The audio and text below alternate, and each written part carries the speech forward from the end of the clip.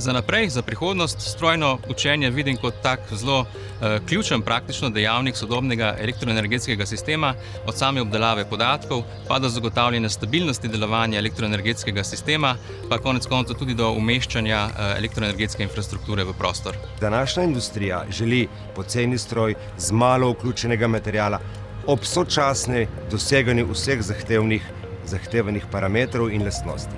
Dobro pa je, ker vidimo prihodnost, vidimo tudi povezavo te umetne inteligence z našo industrijo, kjer bomo, upam, da pripomogli k boljšemu tržnemu deležu same industrije. Umetna inteligenca bo robotom omogočala prepoznavanje in razumevanje okolice, funkcionalnosti in namena objektov in konteksta naloge. Ključna bo za avtonomno dolgoročno planiranje, razvoj zaznavnih, kognitivnih in motoričnih sposobnosti robotov, ki bodo presegale človekove zmogljivosti in robotom omogočale delovanje v za človeka prilagojenih okoljih. Največji izzivi se pojavljajo tam, kjer poskušamo nadomestiti človeka, tam, kjer so nevarna okolja, kjer poskušamo zmanjšati človekov vpliv za doseganje večje kvalitete, kjer poskušamo optimirati energijo in kakovost. Integrirana vezja, ki jih načrtamo s programi s pomočjo umetne inteligence, uporabljamo za reševanje algoritmov za umetno inteligenco.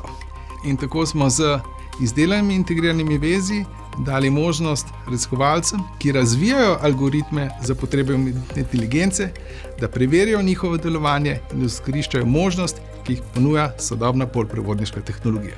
Trenutno in v prihodnosti pa si obetamo velik napredek pri uporabi umetne inteligence v merilni inštrumentaciji, predvsem se stališča napovedovanja kalibracijskih intervalov. Na področju novih metod pri meritvah, ki temeljijo na človekovem zaznavanju, nam pa to sploh daje neslutene možnosti za naprej. En večjih problemov in izzivov, ki ga že poznamo danes, je ustvarjanje lažnih video in audio vsebin, z drugimi besedami deepfakey. En velik izziv bo ugotavljanje verodostojnosti teh vsebin. Kaj je bilo zares posneto, kaj se je v resnici zgodilo in kaj je bilo umetno ustvarjeno s takimi orodji. Še nekoliko dlje v prihodnosti lahko pričakujemo, da bojo metode umetne inteligence kradniki digitalnega pacientovega dvojčka, ki bo na en stran recimo omogočil hitrejše diagnosticiranje, pa še pomembneje že preventivne ukrepe in v bistvu bo nekako omogočil personalizirano medicino v polnem pomenu te besede.